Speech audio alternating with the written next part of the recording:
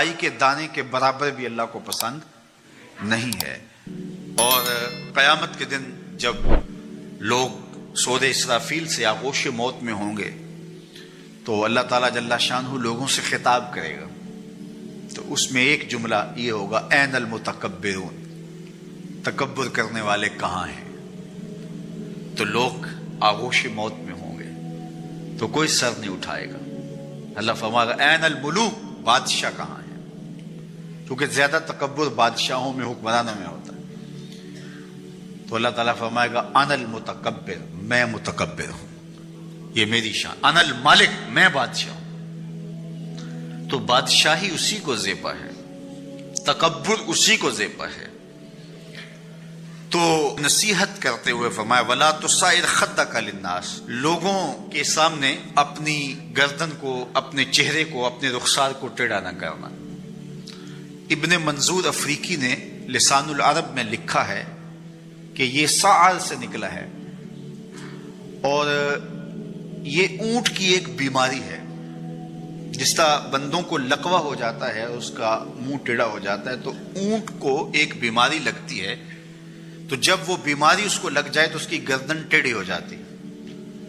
تو عرب کے محاورے کے مطابق قرآن نازل ہوا ہے، تو اشارہ کیا کہ جس طرح اونٹ کی گردن ٹیڑھی ہو جاتی ہے تو تکبر کی وجہ سے تمہارا چہرہ بھی ٹیڑھا نہ ہو جائے۔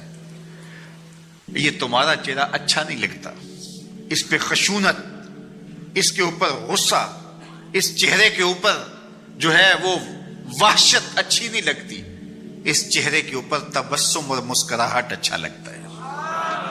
یہ چہرہ ہنستا ہوا گلاب جیسا ہی اچھا لگتا ہے۔ تو اپنے رخسار کو ٹیڑھا نہ کرو، اپنے لہجوں کو خوبصورت بناؤ، آنے والے سے خندہ پیشانی سے ملو، اور لوگوں کے ساتھ تمہارے رویوں کی خوبصورتی تمہارے چہروں سے دکھائی دے۔ علامہ آلوسی کہتے ہیں کہ بعض کا بندہ کسی کے سامنے بچھ ہی جاتا ہے، عجز، عاجزی، انکساری، یہ انسانی وصف ہونے چاہیے، لیکن کسی کے لیے اس طرح انسان بس جھکتا ہی جائے کہ اس کی عزت نفس بھی باقی نہ رہے اور وہ احساس کمتری میں مبتلا ہو جائے، تو یہ بھی انسان کے لائق نہیں ہے۔ تو رخسار کو ٹیڑھا کرنے کا جو ہے وہ مفہوم یہ ہے کہ آپ عجز اختیار کریں، لیکن اس عجز کا یہ مفہوم نہ ہو کہ آپ کی عزت نفس مجروح ہو جائے۔ حکام کے سامنے، شہنشاہوں کے سامنے، بادشاہوں کے سامنے کچھ لوگوں کے رویے اس قدر ہوتے ہیں کہ ان کی غلامانہ ذہنیت ان کے عمل سے، ان کے رویوں سے اور ان کے انداز ملاقات سے ٹپکتی ہے۔ تو جب آپ کسی سے عجز کے ساتھ، محبت کے ساتھ پیش آتے ہیں تو وہ اپنی جگہ، لیکن اس کے اندر تجاوز ایسا نہ ہو کہ آپ کا رخسار ٹیڑھا ہو جائے۔ مطلب کیا ہے کہ آپ حد سے نیچے گر جائیں اور اپنی خودی کو بھی بیچ ڈالیں، تو اس سے بھی منع کیا گیا ہے۔ تو ان دونوں کے درمیان بیلنس رکھیں، تکبر میں بھی مبتلا نہ ہونے پائیں اور احساس کمتری میں، اور ایسا عجز جو آپ کی خودداری کو بہا کے لے جائے اس میں بھی مبتلا نہ ہونے پائیں۔ وقار کے ساتھ، ادب کے ساتھ، محبت کے ساتھ لوگوں کے ساتھ پیش آئیں۔ لوگوں کے ساتھ ملاقات کے وقت آپ کا چہرہ کھلا ہونا چاہیے، چہرے پہ خشونت، چہرے پہ رعونت، چہرے پہ سرکشی کے آثار، تکبر اور غرور کے آثار، یہ کسی بھی انسان کو زیبا نہیں دیتے۔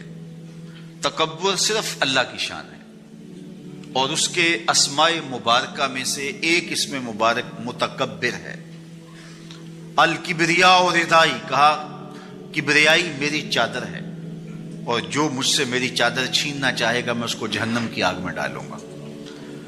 اس کائنات میں ہونے والا پہلا جرم تکبر ہے۔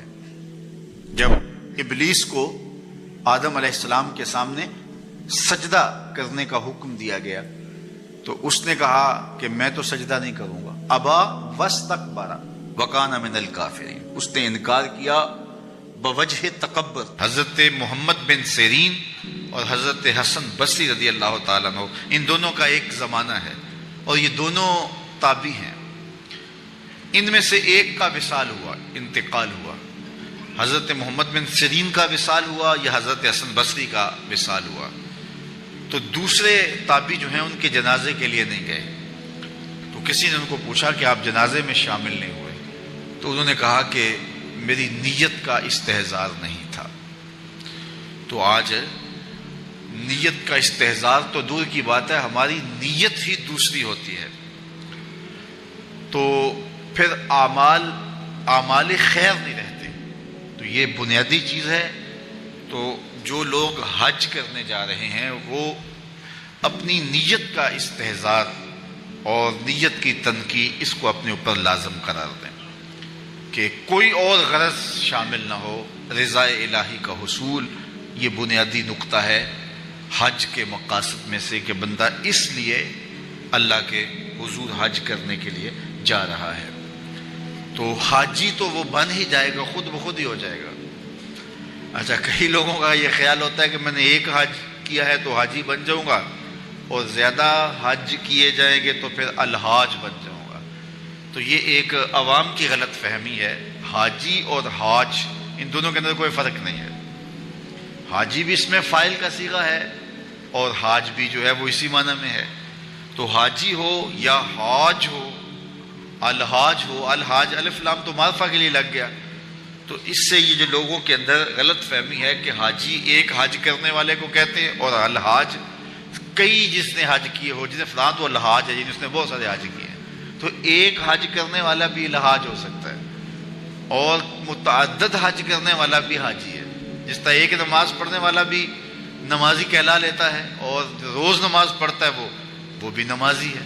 تو اس کے لیے کوئی الگ سے لفظ نہیں ہے.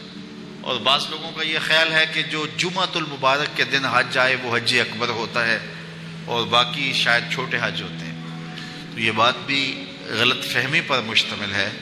جمعۃ المبارک کے دن اگر کوئی حج آ جائے تو ظاہر ہے جمعہ کی برکتیں بھی ساتھ شامل ہوگی، لیکن حج اکبر یا حج اصغر کی یہ تقسیم نہیں ہے.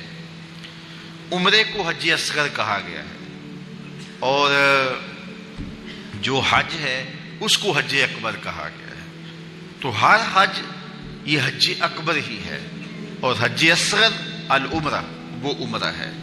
تو یہ دو غلط فہمیاں ہم دور کر لیں کہ ایک تو حاجی اور حاج میں کوئی فرق نہیں ہے. حاجی بھی اس میں فاعل کا صیغہ ہے اور حاج بھی اسی معنی میں ہے. تو اگر کسی کو یہ شوق ہو کہ میں نے زیادہ حج کیے تو میں الحاج کہلا لوں گا تو وہ جناب ایک سے بھی لکھ سکتا ہے.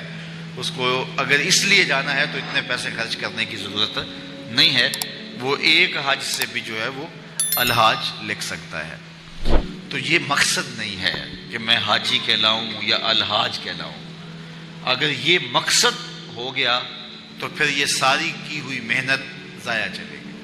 مقصد رضائے الہی کا حصول ہے. اللہ تعالیٰ جل شانہ یہ نصیب کرے. اور یہ حج کے بنیادی مقاصد میں سے ایک مقصد ہے کہ اللہ کی رضا کو حاصل کیا جائے. فرمایا تمہارے گوشت تمہارے خون اللہ کو نہیں پہنچتے. یہ جو تم قربانیاں ذبح کرتے ہو نہ تو خون پہنچتا ہے نہ تمہارا گوشت اللہ کو پہنچتا ہے. گوشت تم خود کھا جاتے ہو، خون نالیوں میں بہہ جاتا ہے، تو پھر اللہ کو کیا پہنچا؟ نہ تمہارا خون پہنچا، نہ تمہارا گوشت پہنچا، نہ تمہارا پوست پہنچا. فرمایا اللہ کو تمہارے دل کا تقویٰ پہنچتا ہے.